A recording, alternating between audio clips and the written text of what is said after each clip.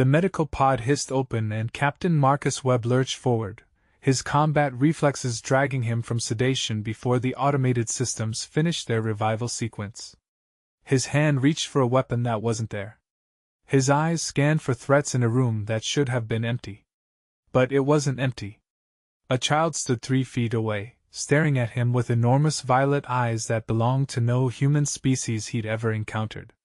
She was maybe 7 years old by human standards, with pale blue skin and silver hair that fell in intricate braids down her back. She wore a dress that shimmered like liquid metal, and on her forehead sat a thin circlet of white stone that pulsed with soft light. Marcus froze. His last memory was the orbital bombardment over Kepler 442b, his transport exploding around him, his squad screaming through the comm system as they burned. He'd been pulling Private Chen from the wreckage when the second wave hit. After that, nothing but darkness and pain. Now he was in what looked like a medical facility, but the architecture was wrong. The walls curved in ways that defied human engineering, made from some crystalline material that seemed to breathe with inner light. Equipment he didn't recognize hummed around him, and through the transparent dome overhead he could see 3 moons hanging in an amber sky. The child tilted her head, studying him with unnerving intensity. When she spoke, her voice bypassed his ears entirely, forming words directly in his mind. "You're awake. Good. I was worried you wouldn't survive the bonding." She held up her small hand, and Marcus saw something that made his blood run cold. A thin strand of silvery light connected her wrist to his own, pulsing gently with each beat of his heart. He looked down and found a matching band of light circling his forearm, embedded somehow beneath his skin but still visible, like a vein filled with liquid starlight. "What the hell is this?" His voice came out rough, damaged from disuse or screaming or both. He grabbed at the light, trying to break it, tear it away, but his fingers passed through it as if it were made of smoke. The child's eyes widened with something that might have been fear. "Don't," she said urgently. "If you damage it now, we'll both die. The bond is still forming. It needs 3 cycles to stabilize. I didn't bond with anyone. I was in combat. I was." Memory hit him like a physical blow. The explosion. The debris field. Being pulled through space by an invisible force while his lungs collapsed, and his blood boiled. Something had saved him. Something had dragged him away from the battle and brought him here. "How long have I been unconscious?" "4 orbital cycles. They found you in the debris field after the battle. You were the only survivor." The child moved closer, and Marcus noticed she walked with a slight limp, favoring her left leg. "I'm Princess Sela of the Vornash Empire. You're in the Royal Medical Complex on Vornash Prime. And we're connected now because I saved your life." Before Marcus could respond, the doors burst open and 6 figures flooded into the room. They were tall, nearly 7 feet each, with the same blue skin as the child but hardened with age and what looked like combat augmentation. Their armor was organic, growing directly from their bodies in plates of hardened carapace. Each carried a weapon that hummed with barely contained energy. They moved with the precise coordination of elite soldiers, forming a protective semicircle between Marcus and the child without a word spoken between them. The tallest of them, a female with scars crossing her face in ritual patterns, fixed Marcus with eyes that held no mercy. "Step away from the princess. Place your hands where we can see them. Do not make any sudden movements." Marcus raised his hands slowly, his combat training overriding his confusion. "You didn't argue with soldiers who looked like they could tear you apart." "I just woke up. I don't know what's happening." "That's unfortunate," the scarred warrior said. "Because what's happening is that you've committed an act of treason against the Vornash Empire. The penalty for bonding with a member of the royal bloodline without permission is death." She raised her weapon, and Marcus saw his reflection in the charging coil.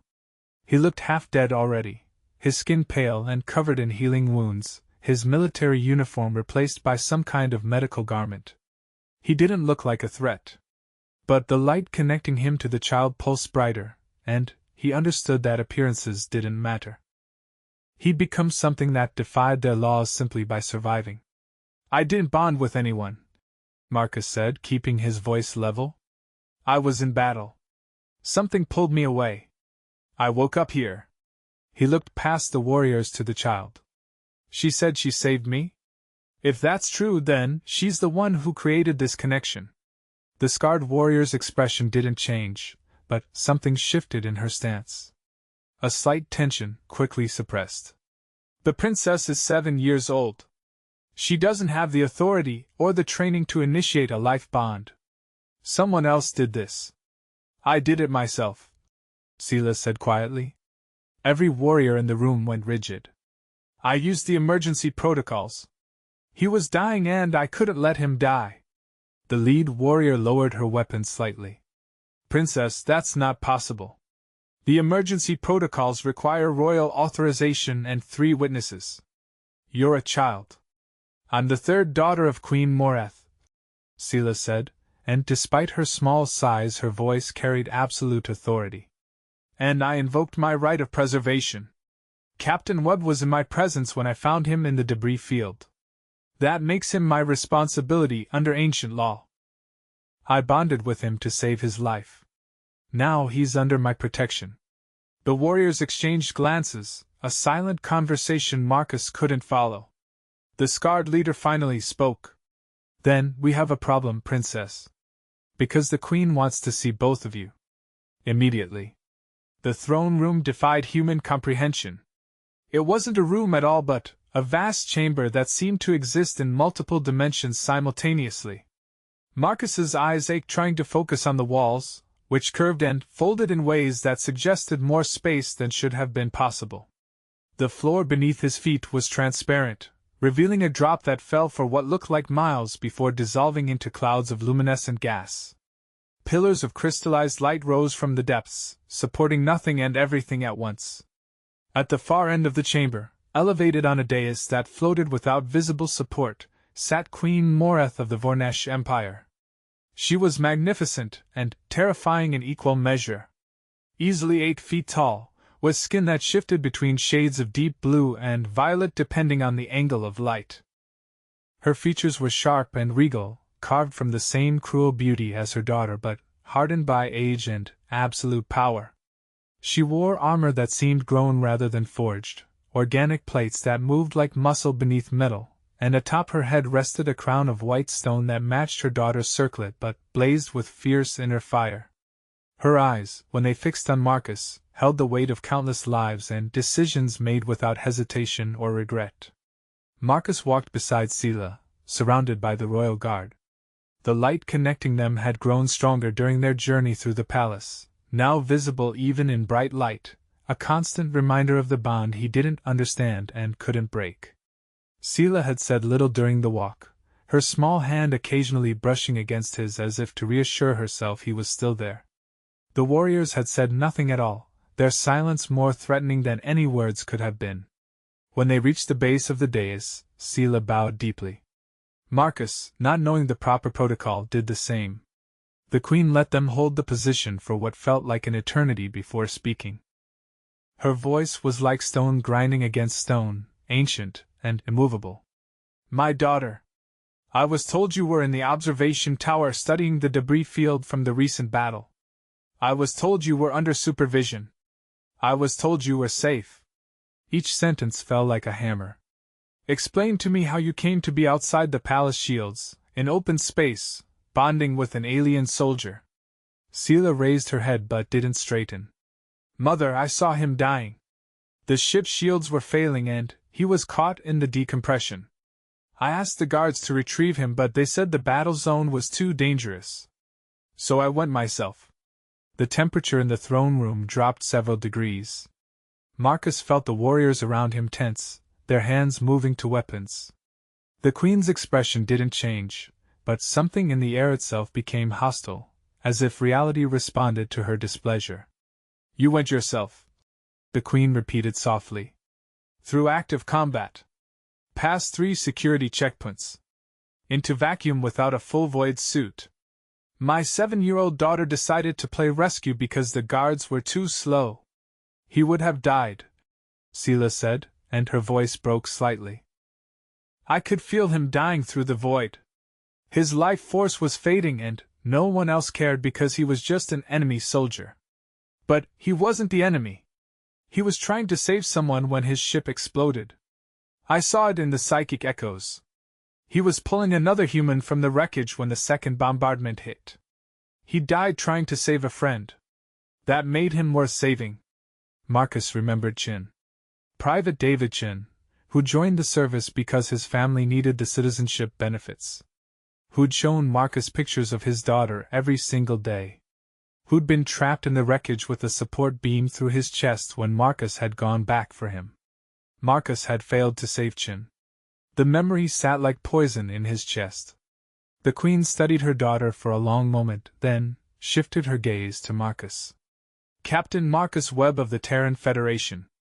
You are bound to my daughter through a life debt that cannot be broken without killing you both. This presents several problems. First, we are at war with your species. You are technically a prisoner of war, which means you should be in a detention facility awaiting interrogation and eventual exchange. Second, the life bond you share with Sela is a ritual reserved for the royal bloodline and their sworn protectors. By ancient law, anyone bonded to a princess becomes part of the royal household. They gain access to state secrets, military intelligence, and the lives of my family. Third, you are human. Your species lives barely a century while we endure for 5. If my daughter remains bonded to you, she will experience your death while she is still young. That kind of trauma could break her mind. Marcus found his voice. I didn't ask for this. I was fighting a battle I didn't start because politicians on both sides decided peace was too expensive. I don't want access to your secrets. I don't want to be part of your household. I just want to go home. He paused. But if breaking this bond will hurt your daughter, then we don't break it. I've failed to save one person already. I won't make that mistake again. The Queen's expression shifted slightly, something that might have been surprise or respect flickering across her features. She rose from her throne, descending the dais with movements that were more glide than walk. Up close, she was even more imposing, her presence filling the space around her like a physical force. She reached out and touched the light connecting Marcus to Sela, her fingers passing through it and leaving ripples in their wake. The bond is genuine, she said. Formed from true necessity and accepted willingly by both parties. That makes it unbreakable by law and biology. She pulled her hand back and looked at Marcus with eyes that seemed to see straight through him. Very well, Captain Webb. You will remain in the palace as my daughter's bonded protector. You will be assigned quarters near hers. You will attend her lessons and her public appearances. You will be trained in our customs and combat techniques. And you will be watched constantly, because one mistake, one hint of betrayal, and I will execute you myself regardless of what it does to the bond. Are we clear? Crystal clear, Your Majesty. Good. The Queen turned to her guards. Take them to the bonding chambers. They need to complete the ritual properly before the stabilization window closes. And send for the War Council. We have arrangements to make. She looked back at Marcus one more time. Welcome to the royal household, Captain. I hope you survived the experience. The bonding chamber was smaller than the throne room but no less alien. The walls were lined with crystalline structures that pulsed in rhythm with Marcus's heartbeat, and the floor was covered in symbols he didn't recognize, each one glowing with soft phosphorescence. In the center of the room stood a circular platform raised about a foot off the ground, its surface covered in the same white stone as the Queen's crown. Sela led him to the platform without hesitation, her small hand wrapped around his in a grip that was surprisingly strong for a child. The stabilization ritual isn't difficult, she explained as they stepped onto the platform. But it requires absolute honesty. The bond connects our life forces, which means it connects our thoughts and feelings too. Not all the time, and not everything, but in moments of strong emotion or danger, we'll sense each other. If either of us lies during the ritual, the bond will reject us and we'll both die. So we have to be completely truthful about why we accepted the connection. Marcus looked down at the child who'd saved his life and endangered her own in the process. Why did you really come after me? You said you felt me dying, but there were probably hundreds of people dying in that battle. Why me specifically? Seela was quiet for a moment, her violet eyes downcast. Because everyone always ignores me. I'm the third daughter, which means I don't matter for inheritance. My sisters are brilliant warriors and politicians. They're strong and beautiful and everyone respects them.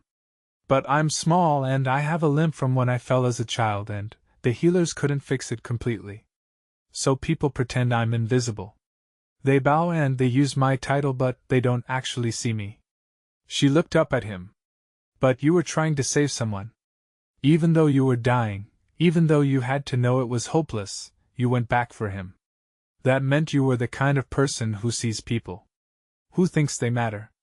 And I thought maybe if I saved you, you might see me too. The honesty of it hit Marcus like a physical blow. He'd spent so much time thinking about his own situation, his anger at being trapped in this bond, that he hadn't considered what it meant for Seela. She was 7 years old, and she'd risked everything to save a stranger because she was lonely. Because she wanted to matter to someone. He knelt down so he was at her eye level. I see you, princess. And what I see is someone braver than most soldiers I've served with. You went into a battle zone to save an enemy. That takes courage that most adults don't have. He paused, choosing his next words carefully. I accepted the bond because you saved my life. But I'll honor it because you deserve better than being invisible. If I'm going to be your protector, then I'm going to actually protect you. Not just your body, but your right to be seen and heard. Deal? Seela's eyes went wide, and for a moment she looked like she might cry. Then she threw her arms around his neck, hugging him with desperate strength. Deal, she whispered. The platform beneath them flared with brilliant light. The symbols on the floor ignited in sequence, forming a circle around them that spun faster and faster until the entire chamber was filled with white fire. Marcus felt something shift inside his chest, like a door opening in a room he didn't know existed. Suddenly, he could sense Seela's emotions as clearly as his own, her relief, her joy, her bone-deep loneliness that went back years before this moment. And underneath it all, her fear that he would leave her like everyone else had, disappearing into the background until she was alone again. He tightened his arms around her, making a promise without words. The bond flared brighter in response, and when the light finally faded, Marcus knew that something fundamental had changed. He wasn't just connected to Seela anymore. He was responsible for her in a way that went deeper than duty or obligation. She was his to protect, and he was hers to hold accountable. They were bound now, for better or worse, and breaking that bond would destroy them both. When they stepped off the platform, the lead warrior from earlier was waiting. She bowed slightly to Seela, then fixed Marcus with a measuring look. The Queen has assigned me as your primary trainer. My name is Commander Vexera. You will address me as Commander. Training begins tomorrow at dawn. I suggest you rest while you can, human. You're going to need it. What kind of training? Marcus asked. The kind that keeps you alive in a palace full of people who think you shouldn't exist, Vexera said bluntly. Combat, protocol, language, politics, poison resistance, assassination prevention, and emergency medical procedures. The princess is under constant threat from enemies both foreign and domestic. As her bonded protector, you're now the last line of defense if all other security fails. That means you need to be better than every warrior in the royal guard. Better than me. Better than anyone who might want to hurt her to destabilize the empire. She paused. Can you be better, Captain Webb? Marcus thought about Chin. About all the soldiers he'd served with who died because he wasn't good enough, fast enough, smart enough to save them. He thought about Seela, 7 years old and braver than she had any right to be, trusting him to protect her when everyone else treated her like she was invisible. He thought about the bond connecting them, the responsibility it represented, and the promise he'd made to actually see her. I can be better, he said. Teach me. Dawn on Vornash Prime was a violent affair. The system star was a red giant that filled half the sky when it rose, turning the atmosphere the color of fresh blood. Marcus stood in the training courtyard watching the light spread across the crystalline buildings, trying to reconcile the beauty of it with the exhaustion that filled his bones. He'd barely slept, his body still adjusting to the heavier gravity, and the bond that pulsed with Sela's sleeping dreams 3 floors above him. The quarters they'd assigned him were adjacent to hers, connected by a door that only opened from her side, a security measure that made sense but still felt like being in a very comfortable prison. Vexera arrived exactly as the last star faded from view. She wore training armor instead of the full combat version he'd seen before, but she still looked capable of tearing him apart without breaking a sweat. Behind her came 6 other warriors, all watching him with expressions that ranged from curiosity to barely concealed hostility. "These are your training partners," Vexera announced. "Warriors of the Royal Guard who have volunteered to help prepare you. Some of them are here because they respect the princess's choice. Others are here because they want to prove you're not worthy of the bond. I don't care which category they fall into as long as they help make you better. Questions?" Marcus had about 1,000 questions, but he asked the only one that mattered. "How do I not die during this training?" "You probably will die," Vexera said casually. "Multiple times. We have medical technology that can revive you from most injuries short of complete disintegration. It's painful, but effective. The real question is whether you're willing to keep getting back up after you die." She gestured to the center of the courtyard, where a large circle had been marked in the stone. "The first lesson is pain tolerance. Vornash combat relies on using your opponent's force against them and exploiting their biological vulnerabilities. Human vulnerabilities are different from ours. I need to understand your limits before I can teach you to exceed them. Step into the circle." Marcus stepped into the circle. Vexera followed him, drawing a blade that seemed to materialize from her armored forearm. It was about 18 inches long, curved slightly, and when she moved it through the air it left traces of blue light behind. "Defend yourself," she said, and attacked. Marcus barely had time to raise his arms before the blade was at his throat. He tried to block, but she was impossibly fast, her movements flowing like water around his defenses. The blade kissed his skin, not cutting but burning with cold fire. His muscles seized and he dropped to his knees, unable to move, barely able to breathe. Vexera stepped back and waited while he struggled against the paralysis. "Vornash blades deliver a neural shock on contact," she explained calmly. "It overloads your nervous system temporarily. Most species recover in about 30 seconds. How do you feel?" "Like I'm dying," Marcus gasped. "Good. Remember that feeling. Now get up and try again." The training continued for 3 hours. Marcus died twice. Once when he failed to dodge a strike that went through his chest, and once when he made the mistake of trying to grab Vexera's blade. Each time he woke up in a revival pod with the memory of dying fresh in his mind and the taste of copper in his mouth. Each time he got back in the circle and tried again. By the end of the session, he could last almost 20 seconds before Vexera put him down. "Adequate," she said as Marcus lay gasping on the ground, not dead but wishing he were. "You have good instincts and decent reflexes for a human. The problem is you're thinking like a human warrior. Linear attacks, straightforward defenses, relying on strength over technique. That won't work here. Our species is stronger, faster, and more durable than yours. If you try to match us in direct combat, you'll lose every time." She offered him a hand and pulled him to his feet with casual ease.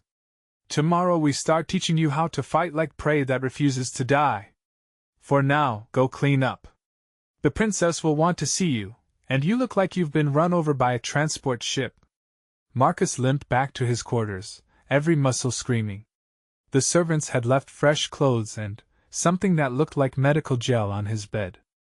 He showered in water that felt too cold and changed into the clothes, which were surprisingly comfortable despite being made from some material he didn't recognize. The medical gel helped with the worst of the bruises, though it couldn't do anything about his pride. A soft knock came at the connecting door to Sela's room. "Marcus? Are you back from training?" He opened the door, and found Sela standing there in a dress that looked more practical than the one she'd worn yesterday, her silver hair pulled back in a simple braid. She took one look at him, and winced. "Commander Vexera didn't go easy on you. She killed me twice," Marcus said. "I'm starting to think your mother hoped the training would solve her problem with my existence." "Mother doesn't do anything by accident," Sela said. She moved into his room without invitation, settling onto one of the low chairs with the ease of someone used to being welcome everywhere. "If Vexera is training you seriously, it means Mother has decided to accept the bond. She just needs to make sure you're worthy of it first. That means you have to survive the training. And if I don't? Then the bond will break and we'll both die," Sela said matter-of-factly. "So please try not to die permanently. I'm rather fond of you already." Despite everything, Marcus found himself smiling. "I'll do my best, Princess. Just Sela when we're alone," she corrected. "You're my bonded protector, not my servant. That means we're equals in private, even if we have to maintain appearances in public." She paused, her expression growing serious. "Marcus, can I ask you something?" "Of course. Do you hate me for binding you? I've been feeling your emotions through the bond. I know you're angry about being trapped here. About losing your choice in this." Her hands twisted in her lap. "I saved your life, but I also took away your freedom. I'm sorry for that. If I could undo it without killing us both, I would." Marcus sat down across from her, taking a moment to examine his own feelings. Was he angry? Yes. Was he trapped? Absolutely. But as he looked at Sela, seeing the genuine regret in her eyes and the fear that he would reject her, he realized something important. "I'm angry at the situation," he said carefully. "At the war that brought me here, at the circumstances that led to the bond, at the fact that I can't go home. But I'm not angry at you. You were trying to save someone, same as I was when my ship went down. Sometimes trying to save people means making choices in a split second without time to think through all the consequences. I understand that. I've lived that." He leaned forward. "You gave me a second chance at life, Sela. Maybe it's not the life I would have chosen, but it's still a life. That's worth something. So no, I don't hate you. And I'm going to do everything I can to make sure this bond doesn't destroy either of us." The relief that flooded through the bond was almost overwhelming. Sela blinked back tears and nodded. "Thank you. That means more than you know." She stood up, brushing off her dress. "I have lessons this morning, but I'll see you at midday meal. Mother wants us to eat with the family so everyone can get used to seeing you. Try not to let my sisters intimidate you. They're going to test you." "Test me how?" "By being themselves," Sela said with a slight smile. "You'll understand when you meet them." Midday meal in the royal household was a formal affair held in a dining hall that could have fit Marcus's entire military unit with room to spare. The table was made from a single piece of polished stone that seemed to glow from within, and the chairs were grown rather than carved, organic sculptures that adjusted to fit whoever sat in them. Queen Moreth sat at the head of the table with Sela to her right, and 2 other young women to her left. Marcus recognized them as Sela's sisters from the way they carried themselves, the same regal bearing as the queen, but younger, and somehow more dangerous. The oldest was named Kira, and she looked like she'd been born in armor. Her skin was a darker blue than Sela's, almost indigo, and her muscles showed the kind of definition that came from years of serious combat training. She studied Marcus with eyes that calculated exactly how quickly she could kill him if necessary. The middle sister was Lyra, and she was beautiful in a way that made Marcus instinctively distrust her. Where Kira was all sharp edges and controlled violence, Lyra was smooth curves and calculated charm. Her smile was perfect, her movements graceful, and when she spoke her voice carried notes that seemed to bypass logical thought and appealed directly to emotion. "So you're the human who bonded with our baby sister," Lyra said as Marcus took his seat next to Sela. "How fascinating. Tell me, Captain Webb, do all humans make life-altering decisions while half dead, or is that particular skill unique to you? I didn't make the decision, Marcus replied evenly. Your sister saved my life using methods I didn't understand. By the time I was conscious enough to object, the bond was already formed. How convenient, Kira said, her voice flat. You just happened to end up bonded to a member of the royal family. I'm sure being connected to our wealth and power has nothing to do with your acceptance of the situation. Marcus felt Sela tense beside him and placed a calming hand on her shoulder before responding. Your sister is 7 years old. If I were the kind of person who'd exploit a child for personal gain, I'd be dead already because your mother would have executed me. Since I'm still breathing, maybe you could give me the benefit of assuming I have at least basic decency. Kira's expression didn't change, but something flickered in her eyes that might have been approval. Basic decency is the minimum requirement for staying alive in this palace. Excellence is what keeps you valuable. What exactly do you bring to this family besides being another person we have to protect? I'm a soldier, Marcus said. I've spent 10 years in combat operations, specializing in close-quarters fighting and squad tactics. I've commanded units in 7 different theaters of war. I've survived situations that killed everyone around me. And now I'm bonded to your sister, which means I have motivation that goes beyond duty or payment. I will protect her with everything I am because if she dies, I die. That makes me the most loyal guardian she could possibly have. Or the most dangerous, Lyra pointed out. If you decide you want to escape the bond, you could kill her and yourself simultaneously. That would make you a suicide weapon aimed at the heart of our family. If I wanted to die, I wouldn't have let your sister save me in the first place, Marcus said. I'm here because she thought I was worth saving. I intend to prove she was right. The Queen, who had remained silent through the exchange, finally spoke. Enough testing. Marcus will either prove his worth or he won't. No amount of verbal sparring will change that outcome. She turned her attention to Marcus. Your training schedule has been adjusted. In addition to combat lessons with Commander Vexera, you'll study Vornash history and culture with Scholar Teneth, politics and protocol with Advisor Kilmora, and tactical analysis with General Vex Iron. You'll also attend Sela's public appearances as her official protector, which means you need to learn the proper behavior for formal events. Do you read quickly? Adequately, Your Majesty. Then, you'll find a data tablet in your quarters with the basic texts you'll need to study. I expect you to have memorized the royal lineage, major historical events, and social protocols within 3 days. Questions? Marcus had many questions, but he asked the most important one. What happens if I fail? Then Sela suffers the consequences, the Queen said bluntly. She'll be bonded to someone who makes her look weak and foolish. Her position in the succession will be compromised. Her ability to lead or command respect will be diminished. And when you eventually die from the bond breaking or natural causes, she'll be left damaged in ways that may never heal. The Queen leaned forward slightly. So I suggest you don't fail, Captain Webb.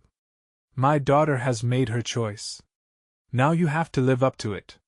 The rest of the meal passed in tense silence, broken only by occasional small talk that felt more like additional tests.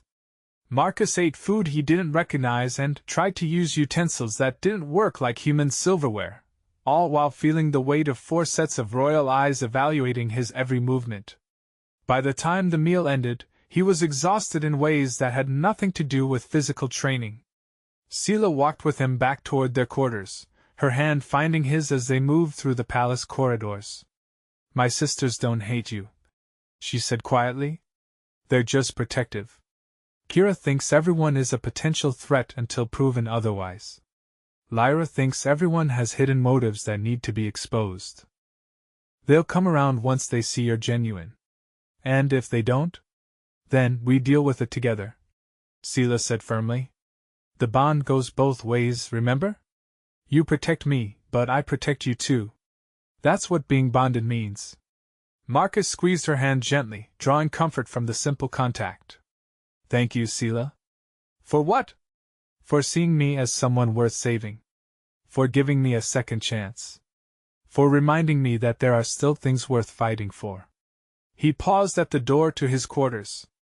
I promise I'll make this work. Whatever it takes. Sela smiled, and for the first time since he'd woken in the medical pod, Marcus felt like maybe, just maybe, he could actually keep that promise.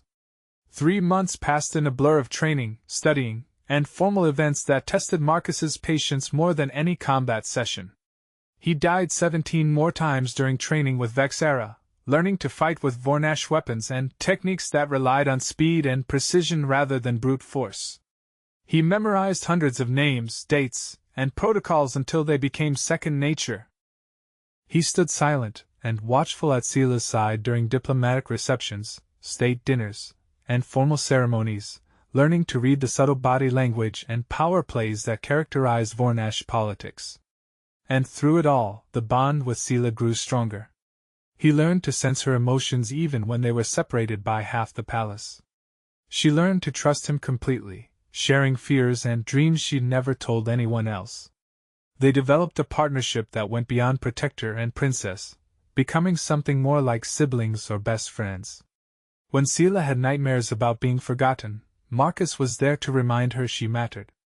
When Marcus struggled with homesickness for Earth, Sela would sit with him and listen to stories about humanity until the ache faded. But the peace couldn't last forever. It ended on a cold evening during a formal reception for visiting dignitaries from the Keshtar Alliance, one of the Vornash Empire's oldest allies. The reception was being held in the Grand Ballroom, a massive space that could accommodate thousands of guests. Marcus stood at Sela's side in formal guard uniform, watching the crowd with trained awareness while she made polite conversation with various nobles and officials. The attack came without warning. One moment the ballroom was full of music and laughter, the next moment the lights went out and chaos erupted. Marcus's combat instincts took over immediately. He grabbed Sela and pulled her behind him, his hand finding the ceremonial blade at his waist, ceremonial but still sharp enough to kill. In the darkness he could hear screams, the sound of weapons firing, and the heavy footsteps of something large moving through the crowd. "Stay behind me," he ordered Sela, his voice hard with command authority.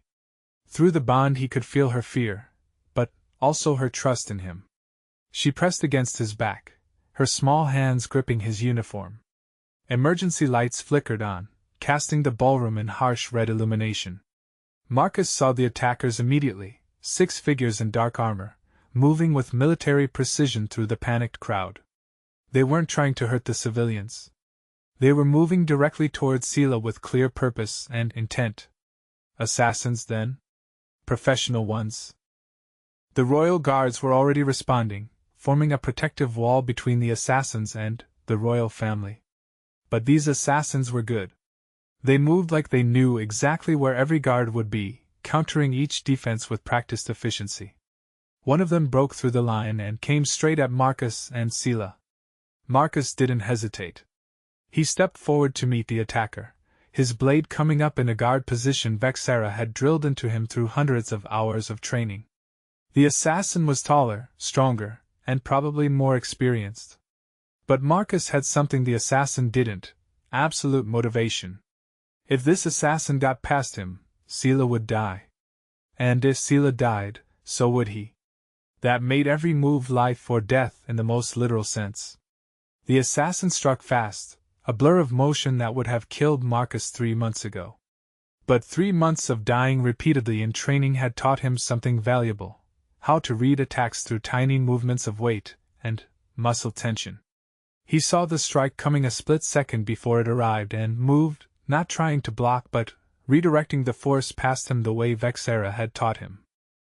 The assassin stumbled slightly, thrown off balance, and Marcus used that moment to strike back. His blade found the weak point in the assassin's armor at the joint between shoulder and chest plate. The assassin fell, and Marcus was already moving toward the next threat. 2 more had broken through the guards and were converging on their position. Marcus felt Sela's presence behind him, felt her fear and trust flowing through the bond, and used it to push past his exhaustion. He couldn't stop both assassins alone.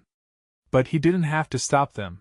He just had to slow them down long enough for the guards to respond. He threw himself at the nearest assassin in a move that was half attack and half suicide, accepting a wound to his side in exchange for getting inside the assassin's guard. His blade found armor joints and soft tissue, and the assassin went down cursing. The second assassin's weapon hit Marcus in the chest with enough force to crack ribs and send him sprawling. Through the pain and the darkness creeping into his vision, he saw the assassin moving toward Seele. Then, Vexera was there, her blade moving so fast it was nearly invisible. The assassin fell in pieces. The commander grabbed Marcus and hauled him to his feet with one hand while her other hand retrieved a medical injector from her armor. She stabbed it into his chest and Marcus felt his broken ribs realign with a sensation like fire and ice combined. "Stay down," Vexera ordered, but Marcus was already standing, already putting himself between Seele and any remaining threats. The commander looked at him for a long moment, then nodded once. "Good. Maybe you're not completely worthless after all." The remaining assassins were being subdued by the royal guards, but Marcus didn't relax until all 6 were either dead or restrained. Then, and only then, did he turn to check on Seele. She was pale and shaking but unharmed. She threw her arms around him, and he felt her tears soaking through his uniform. "You're hurt," she said, her hands hovering over the wound in his side. "You're bleeding." "I'm fine," Marcus said, which was mostly true thanks to Vornash medical technology. "Are you okay?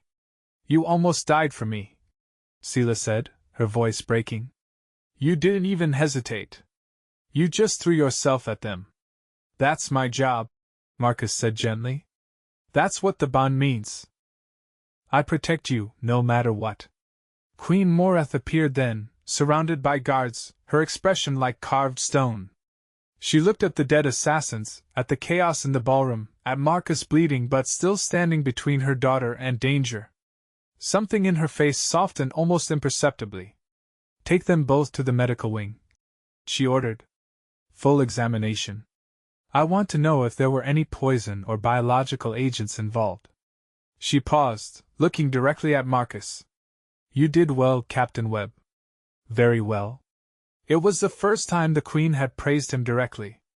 As the guards escorted them from the ballroom, Marcus felt Seele's pride and relief through the bond, and realized that maybe, just maybe, he'd finally proven himself worthy of the choice she'd made 3 months ago.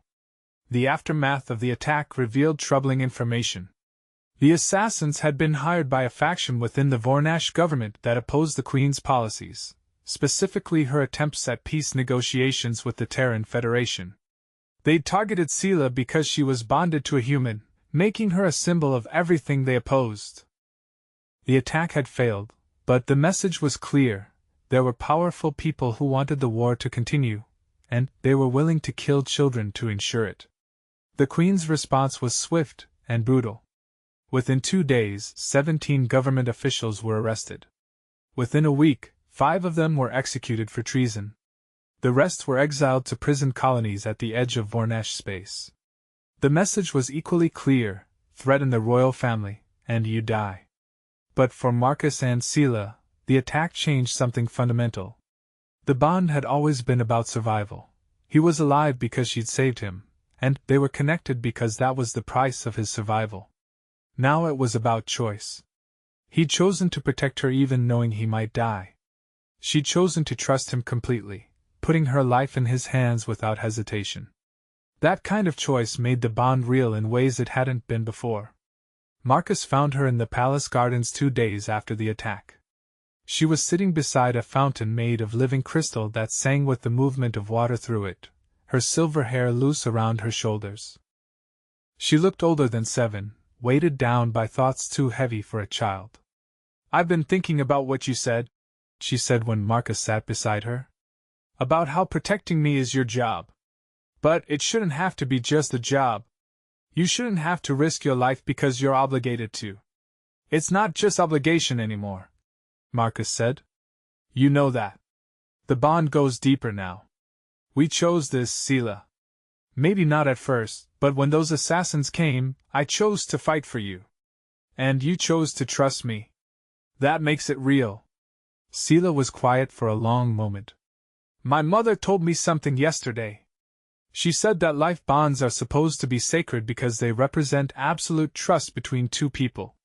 The bonded protector trusts that the royal they're bound to will value their life and not waste it. The royal trusts that the protector will defend them no matter what. It's supposed to be a partnership, not slavery. She looked at him with eyes that held too much understanding. I want ours to be like that. Partners. Equals. Not just you protecting me because you have to. Then that's what we'll be, Marcus said firmly. Partners. You have my word. And you have mine, Sela replied. She held out her hand, and when Marcus took it, the bond between them flared with brilliant light, sealing the promise they'd made. The months that followed brought changes that neither of them could have predicted. The war between the Vornash Empire and the Terran Federation began to shift. The Queen, perhaps influenced by having a human in her household, pushed harder for peace negotiations. The Federation, seeing that one of their soldiers had earned a place of honor among their enemies, began to reconsider their assumptions about Vornash culture. Slowly, painfully, peace talks began in earnest. Marcus became something of a celebrity in both cultures, the human who'd bonded with an alien princess, the soldier who'd chosen peace over war. Sela grew in confidence and strength, no longer invisible but recognized as someone with the courage to do what others wouldn't. Together they represented something neither culture had seen before, genuine partnership between species that had been enemies for decades. 5 years later, Marcus stood in the throne room once again. He was older now, scarred from dozens of battles fought to protect Sela as she grew into her role as a leader. She stood beside him, no longer a child but a young woman of 12 who spoke at peace conferences and commanded respect from warriors twice her age. The bond between them had grown so strong that they could communicate without words, sensing each other's thoughts and emotions with perfect clarity. Queen Moreth addressed the assembled court, her voice carrying the weight of historic decision. Today we signed the Treaty of Stars with the Terran Federation. After 17 years of war, we choose peace. This peace is possible because my daughter showed us that former enemies can become family. Because a human soldier proved that honor and courage exist in all species. Because two people looked past their differences and found common ground. She looked at Marcus and Sela, and her expression held something that might have been pride. Captain Marcus Webb, you came to us as a prisoner of war. You became a protector, a teacher, and a bridge between worlds. For your service to the Vornash Empire and to my daughter, I grant you full citizenship and the rank of Royal Guardian. You will no longer be considered human by our laws. You are Vornash now and forever. The crowd erupted in applause. Marcus felt Sela's joy through the bond, felt her pride in him and her love for the partnership they'd built together. He'd lost his old life in the explosion that nearly killed him. But he'd gained something more valuable, a purpose, a family, and a bond that transcended species and conflict. As the ceremony ended and the celebration began, Sela pulled him aside. Did you ever imagine, when you woke up in that medical pod, that this is where you'd end up? Marcus smiled. Not in a million years. I thought I was dead. Or imprisoned. I never thought I'd find a home here. Is it home? Sela asked quietly. Really? Marcus looked at her, this young woman who'd saved him when he was dying, who'd given him purpose when he had none, who'd trusted him with her life and her dreams. He felt the bond between them, strong and true, connecting them in ways that went deeper than blood or law. And he knew the answer without hesitation. Yes, he said. You're my home, Sela. Wherever you are, that's where I belong. Sela smiled, and through the bond Marcus felt her contentment, her certainty that they'd both made the right choice. The war was over. The peace was beginning. And whatever came next, they would face it together, human and Vornash, protector and princess, partners bound by choice and strengthened by love that transcended everything that should have kept them apart.